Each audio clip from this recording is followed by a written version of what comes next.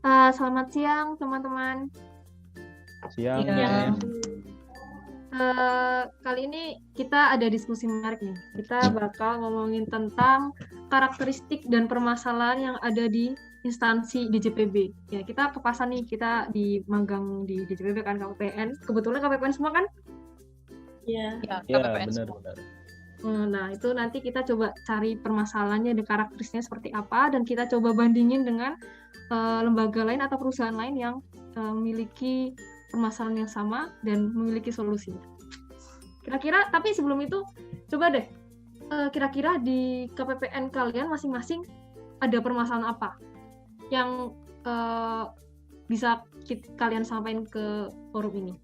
Kalau dari punya aku itu sih, Mef, tentang arsip ya. Arsip itu kan di sini tuh kayak belum ada arsip digital gitu, jadi masih arsip fisik. Print, terus nanti dokumennya ketika udah di print ditaruh di ruang arsip. Jadi dokumennya banyak yang numpuk gitu. Terus kita juga misalkan mau cari arsip katakanlah yang tahun lalu gitu, kita harus ngubek-ngubek dari arsip-arsip yang udah ada. Jadi kayak ribet gitu loh. Oke, yang lain mungkin di tempatku kurang lebih sama sih kayak di tempatnya Mahmud. Jadi arsip-arsip itu tuh banyak yang tercecer, terus kurang rapi penyimpanannya. Dan ya seperti yang tadi dibilang, digitalisasinya juga belum terlalu diperhatikan. Kalau di tempat aku sih juga sama ya.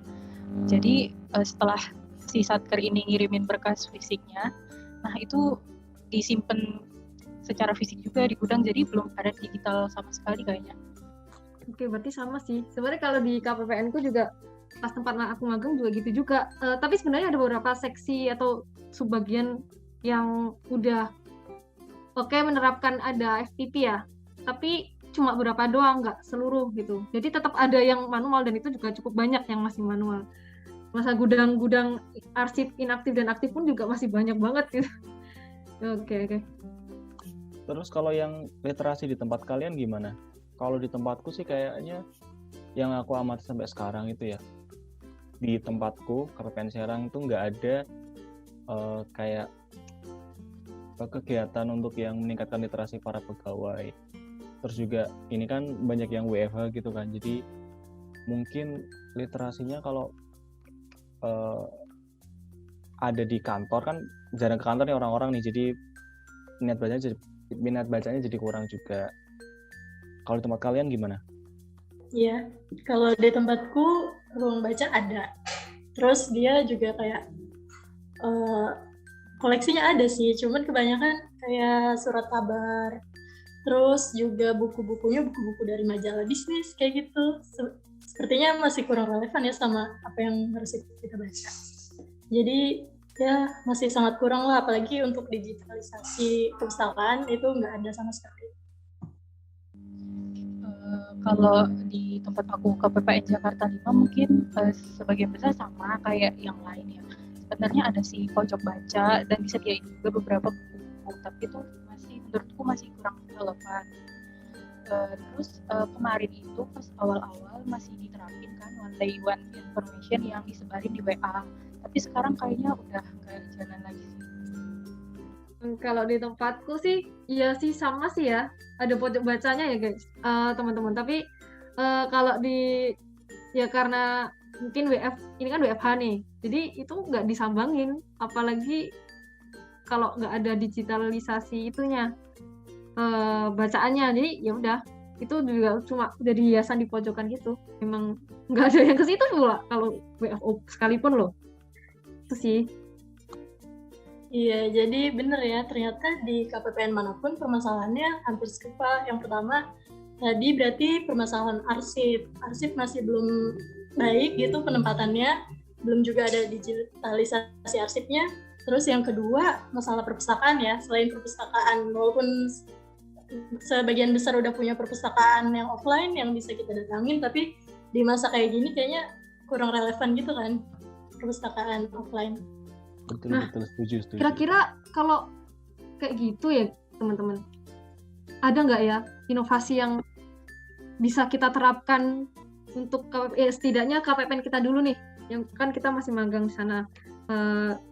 inovasi atau langkah atau solusi yang bisa kita terapkan di KPN lain yang berdasarkan lembaga atau perusahaan lain mungkin kalau kalian tahu. Tadi tuh aku tuh ada nyari-nyari kan, terus dapat itu dari lembaga ANRI. Nah, mereka itu mau menyelenggarakan digitalisasi dalam hal arsip. Nah, digitalisasi itu proses konversi dari media atau informasi yang tercetak, ditulis dan atau digambar ke dalam bentuk format digital. Nah, tujuannya itu agar arsip atau rekaman informasi dapat diakses melalui sistem komputer, baik itu online, offline, dan bisa diakses kapanpun dan dimanapun. Terus tujuannya lagi itu ada salah satu strategi pelestarian arsip masa kini agar dapat selalu mengikuti perkembangan teknologi. Nah, yang terakhir itu agar arsip dapat dipelihara dan dijaga di local repository atau cloud storage. Oh iya, aku juga tadi gara-gara si Miftah bicara tentang digitalisasi arsipnya ANRI ya, aku tuh juga jadi baca-baca gitu. Nah, sebenarnya apa sih digitalisasi arsip itu? Ya tadi sama yang kayak si Miftah bilang, kalau itu dari transfer materi dari yang fisik terus digital gitu kan, bisa dengan di scan atau di foto tuh. Nah, nanti setelah filenya itu di scan atau di foto tuh nanti disimpan ke dalam format kayak TIFF, JPEG, PDF, WAV, AV atau RAW. Nah, itu buat apa sih kayak gitu tuh? Itu tujuan digitalisasi arsip adalah untuk mempermudah akses terhadap arsip. Kemudian biar arsip itu lestari. Kalau arsip fisik itu kan rawan rusak ya, misalkan ada kebakaran atau pencurian, itu kan arsipnya bisa hilang atau rusak gitu kan. Nah, kalau di digitalisasi itu kita bisa meminimalisir risiko itu. Terus kemudian juga arsip itu agar bisa mudah diakses tuh. Misalkan kita mau akses dari rumah ketika WFH, kita bisa gitu. Kalau misalkan arsipnya fisik kan kita kalau WFH berarti harus ke kantor buat ngambilnya gitu kan. Nah gitu. Terus kemudian kalau di ANRI ya yang aku baca tuh mereka juga punya websitenya nih. Jadi website, contohnya di website www.sejahtera-nusantara.anri.go.id. Nah ini tuh tentang digitalisasi arsip VOC yang dapat diakses oleh khalayak umum dengan 2 bahasa, yaitu Inggris dan Indonesia. Kalau di KPPN sih paling ya kita bikin website sederhana aja kali ya. Mungkin bisa lewat websitenya Kemenkeu yang di CPB. Nanti kita di situ bisa ada tuh arsip tentang misalkan tentang data UMI atau tentang penyaluran SP2D atau gimana. Kayaknya ide bagus sih dari si Miftah ini. Iya, setuju sih. Apalagi sekarang tuh biar kita kan go green nih, hemat kertas cuy. Lalu banyak dokumen juga numpuk-numpuk, terus dibuang kemana dong? Masa kalau dibakar, aku belum tahu ya ini tapi gimana. Tapi itu bisa jadi suatu gebrakan lah, setidaknya. Dimulai dari KPPN. Setuju. Terus, oh ya, yang untuk yang literasi tadi itu kan itu tadi Andri ya, kalau nggak salah kerja sama Perpusnas nggak sih tahun 2000 berapa ini, 2014 beritanya itu pokoknya ada Andri, ternyata ada Andri sama Perpusnas itu udah sama. Nah itu bisa, nah di Perpusnas itu kan dia perpustakaan nasional nih, ada website yang namanya aplikasi Indonesia One Search. Di sana tuh kayak ya mirip kayak website gitu ya, website terus isinya ada banyak tuh, ada beberapa link yang bisa kita akses. Jadi itu bisa untuk jadi konten literasi. Jadi misal dilaksanakan, diimplementasikan di DCPB atau bisa ke secara keseluruhan. Kalau nggak salah kalau di DCPB ada FKP ya guys, Forum Kajian Perbendaharaan. Itu bisa tuh, karena yang kayaknya kalau untuk FKP belum terlalu itu ya masifnya untuk publikasi dan juga untuk partisipasinya dari kitanya juga belum, kayaknya belum itu. Mungkin ada yang lebih tahu lagi nggak? Kayak ada yang kira-kira ada yang nge-search tentang Indonesia One Search juga nih tentang websitenya. Iya, tadi udah lihat-lihat sih pas kamu ngomong ya One Search ID itu ternyata koleksinya udah banyak banget ya. Udah 9.711.236 entry. Terus dari entry tersebut, kalau entry-entry duplikat itu mereka nggak bisa. Soalnya udah punya fitur-fitur yang keren banget deh. Fiturnya tuh ada satu interference pencarian. Jadi kita nyari semua repositories itu cuman di satu tempat. Terus yang kedua juga dia anti duplikat.